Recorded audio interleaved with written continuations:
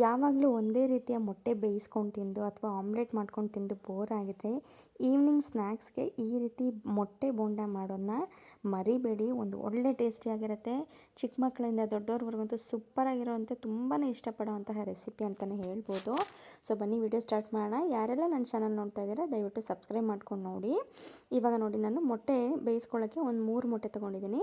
3 ಮೊಟ್ಟೆಗೆ ಸ್ವಲ್ಪ ರುಚಿಗೆ ತಕ್ಕಷ್ಟು ಉಪ್ಪನ್ನು ಸೇರಿಸ್ಕೊಂಡು ನೀವು ಇವಾಗ ಬೇಯಕ್ಕೆ ಇಟ್ಕೊಳ್ಳಿ. ಒಂದು 10 ನಿಮಿಷ ಚೆನ್ನಾಗಿ ಹೈ ಫ್ಲೇಮಲ್ಲೇ ಚೆನ್ನಾಗಿ ಬೇಯಿಸ್ಕೊಳ್ಳಿ. ಸೊ ಮೊಟ್ಟೆ ಬೇಯೋ ಅಷ್ಟರಲ್ಲಿ ನಾನಿವಾಗ ಇದಕ್ಕೆ ಹಿಟ್ಟನ್ನು ರೆಡಿ ಮಾಡ್ಕೊಳ್ಳೋಣ. ಡಿಪ್ ಮಾಡೋದಕ್ಕೆ ನಾನಿಲ್ಲಿ ಕಡಲೆ ಹಿಟ್ಟನ್ನು ಒಂದು 100 ಗ್ರಾಮ್ ಅಷ್ಟು ತೊಗೊಂಡಿದ್ದೀನಿ. ಒಂದು ಸ್ಪೂನಲ್ಲಿ ಅಳತೆ ಆದರೆ ಒಂದು 6 ಸ್ಪೂನಷ್ಟು ಕಡಲೆ ಹಿಟ್ಟು, ರುಚಿಗೆ ತಕ್ಕಷ್ಟು 1/4 ಟೀ ಸ್ಪೂನಷ್ಟು ಉಪ್ಪು, ಹಾಗೆಯೇ 1.5 ಟೀ ಸ್ಪೂನಷ್ಟು ಖಾರದ ಪುಡಿನ ಹಾಕ್ಕೊಂಡು ಯಾವುದೇ ರೀತಿ ಗಂಟಿಲ್ದಂಗೆ ಈ ರೀತಿಯಾಗಿ ಡ್ರೈ ಪೌಡ್ರನ್ನು ಫಸ್ಟ್ ಮಿಕ್ಸ್ ಮಾಡ್ಕೊಳ್ಳಿ.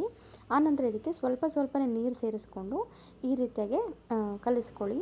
ಸ್ವಲ್ಪ ತುಂಬ ತೆಳ್ಳಗಾಗಬಾರ್ದು ನಿಮಗೆ. ಇದಕ್ಕೆ ನೋಡಿ ಕ್ರಿಸ್ಪಿಯಾಗಿ ಬರಲಿ ಅಂದ್ಬಿಟ್ಟು ಸ್ವಲ್ಪ ಅಕ್ಕಿ ಹಿಟ್ಟನ್ನ ನಾನು ಸೇರಿಸ್ಕೊತಾ ಇದ್ದೀನಿ, 1 ಸ್ಪೂನಷ್ಟು. ಆನಂತರ ಇದು ಸ್ವಲ್ಪ ನೀರು ಹಾಕ್ಕೊಂಡು ತುಂಬ ತೆಳ್ಳಗಾಗದೆ ನಾವು ಗಟ್ಟಿ, ನಮ್ಮದು ಇಡ್ಲಿ ಬ್ಯಾಟರ್ ಹೇಗೆ ಬರುತ್ತೆ, ಇಡ್ಲಿ ಹಿಟ್ಟು ಹೇಗೆ ಬರುತ್ತೆ, ಸೊ ಅಷ್ಟು ಗಟ್ಟಿಯಾಗಿ ನೀವು ಕಲಿಸ್ಕೊಂಡ್ರೆ ಆಯಿತು. ಒಂದು ಸಾರಿ ನೀವು ರುಚಿ ಟೆಸ್ಟ್ ಮಾಡ್ಕೊಳ್ಳಿ. ಸಪ್ಪೆ ಅನಿಸಿದ್ರೆ ಸ್ವಲ್ಪ ಉಪ್ಪನ್ನು ಕೂಡ ಸೇರಿಸ್ಕೋಬಹುದು. ಈ ರೀತಿ ಬ್ಯಾಟರ್ ರೆಡಿ ಆದರೆ ಮಾತ್ರ ನಮಗೆ ಮೊಟ್ಟೆಗೆ ಚೆನ್ನಾಗೆಲ್ಲ ಹಿಟ್ಟಿಡಿಯುತ್ತೆ. ಸೊ ಹಾಗಾಗಿ ಇವಾಗ ನೋಡಿ, ಬೆಂದಿರೋ ಮೊಟ್ಟೆನ ನಾನು ಈ ರೀತಿ ಆರಕ್ಕೆ ಇಟ್ಕೊಂಡು ಒಂದು ಸ್ವಲ್ಪ ತಣ್ಣೀರು ಹಾಕ್ಕೊಂಡು ಈ ರೀತಿ ಒಂದು 5 ನಿಮಿಷ ಆದಮೇಲೆ ಬಿಡಿಸ್ಕೊಳ್ಳಿ. ಈ ರೀತಿ 3 ಮೊಟ್ಟೆನ ನೀಟಾಗಿ ಬಿಡಿಸಿಟ್ಕೊಂಡಿದ್ದೀನಿ. ಇವಾಗ ಇದನ್ನು ನಿಮಗೆ ಯಾವ ಶೇಪ್ ಬೇಕೋ ಆ ಶೇಪಲ್ಲಿ ಕಟ್ ಮಾಡ್ಕೊಳ್ಳಿ. ಬೇಕಾದ್ರೆ ಅರ್ಧ ಬೇಕಾದ್ರೂ ಮಾಡ್ಕೋಬಹುದು, ಅಥವಾ ಈ ರೀತಿ 1ರಲ್ಲಿ 4 ಭಾಗ ಕೂಡ ನೀವು ಕಟ್ ಮಾಡ್ಕೋಬಹುದು. ನೋಡಿ, ನಾನು ಈ ರೀತಿಯಾಗಿ ತೋರಿಸ್ತಿದ್ದೀನಿ. 1ರಲ್ಲಿ 3 ಕೂಡ ಮಾಡ್ಕೋಬಹುದು. ನಿಮಗೆ ಯಾವ ಶೇಪ್ ಬೇಕೋ ಆ ಶೇಪ್ ಕಟ್ ಮಾಡಿಕೊಂಡು ಆನಂತರ ನಾವೇನು ಕಲಸಿಟ್ಕೊಂಡಿದ್ದೀವಲ್ಲ ಹಿಟ್ಟು, ಸೊ ಅದಕ್ಕೆ ಡಿಪ್ ಮಾಡಿ ಹಿಟ್ಟನ್ನು ಸ್ವಲ್ಪ ಬೇಕಾದ್ರೆ ಒಂದು 5 ನಿಮಿಷ ನೆನೆಯಕ್ಕೆ ಬಿಟ್ಬಿಡಿ, ಚೆನ್ನಾಗಿರುತ್ತೆ.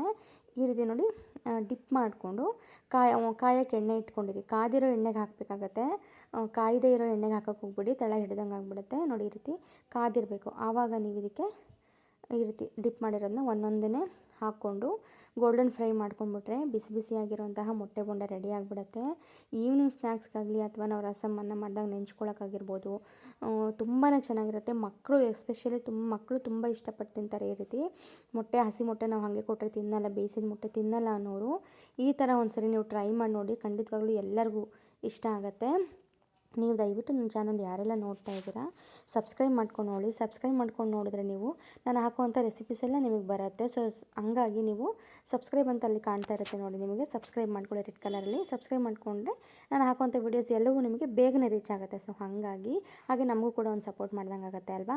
ನೋಡಿ, ಇವಾಗ ಫ್ರಂಟ್ ಬ್ಯಾಕ್ 2 ಸೈಡು ನೀವು ನೀಟಾಗಿ ರೀತಿ ಗೋಲ್ಡನ್ ಫ್ರೈ ಆಗೋವರೆಗೂ ಬೇಯಿಸ್ಕೊಂಡ್ರೆ ಆಗೋಯಿತು. ಮೀಡಿಯಮ್ ಫ್ಲೇಮಲ್ಲಿ ಇಟ್ಕೊಳ್ಳಿ, ಹೈ ಫ್ಲೇಮಲ್ಲಿ ಇಟ್ಕೊಳ್ಳೋಕೆ ಹೋಗ್ಬಿಡಿ, ತುಂಬ ಸೀದಂಗೆ ಆಗಿಬಿಡುತ್ತೆ. ಸೊ ಹಾಗಾಗಿ ಮೀಡಿಯಮ್ ಫ್ಲೇಮಲ್ಲಿ ಈ ರೀತಿ ಒಂದು 4 to 5 ಮಿನಿಟ್ಸ್ ನೀವು ಈ ರೀತಿ ಬೇಯಿಸ್ಕೊಂಡ್ಬಿಟ್ರೆ ರೆಡಿ ಆಗಿಬಿಡುತ್ತೆ. ಸ್ವಲ್ಪ ಹುಷಾರಾಗಿರಬೇಕು, ಮೊಟ್ಟೆ ಬೋಂಡ ಮಾಡುವಾಗ ಸ್ವಲ್ಪ ಅದು ಸಿಡಿಯೋ ಚಾನ್ಸಸ್ ಕೂಡ ಇರುತ್ತೆ.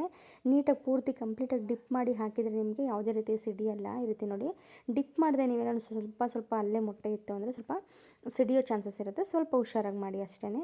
ಬಟ್ ಸ್ವಲ್ಪ ಕೇರ್ಫುಲ್ಲಾಗಿ ಮಾಡಿದ್ರೆ ಒಳ್ಳೆ ರುಚಿಯಾಗಿರೋಂತಹ ಮೊಟ್ಟೆ ಬೋಂಡ ರೆಡಿ ಆಗುತ್ತೆ. ಇದ್ರ ಜೊತೆ ಹಸಿ ಈರುಳ್ಳಿನ ಸ್ವಲ್ಪ ಮೇಲೆ ಉದುರಿಸ್ಕೊಂಡು ತಿಂತಾಯಿದ್ರೆ ಇನ್ನೂ ಟೇಸ್ಟ್ ಚೆನ್ನಾಗಿರುತ್ತೆ. ನೀವು ಒಂದು ಸರಿ ಮನೇಲಿ ಟ್ರೈ ಮಾಡಿ ನೋಡಿ. ವಿಡಿಯೋ ಇಷ್ಟ ಆಗಿದೆ ಅಂತ ಅನ್ಕೋತೀನಿ. ಇಷ್ಟ ಆದ್ರೆ ದಯವಿಟ್ಟು ಒಂದು ಲೈಕ್ ಮಾಡಿ, ಸಬ್ಸ್ಕ್ರೈಬ್ ಮಾಡ್ಕೊಳ್ಳಿ ಅಂತ ಕೇಳ್ಕೊತೀನಿ. Thank you. ಇದೇ ರೀತಿ ಇನ್ನೂ ನಿಮಗೆ ಯಾವ ರೀತಿ ಒಳ್ಳೆ ರೆಸಿಪೀಸ್ ಬೇಕನ್ನೋದನ್ನ ನನಗೆ ಕಮೆಂಟ್ ಮುಖಾಂತರ ನೀವೇನಾದ್ರು ಹೇಳಿದ್ರೆ ನಾನು ಖಂಡಿತವಾಗ್ಲೂ ಅದೇ ರೀತಿಯ ರೆಸಿಪೀಸ್ನ ತೋರಿಸೋದಕ್ಕೆ ಟ್ರೈ ಮಾಡ್ತೀನಿ. Thank you.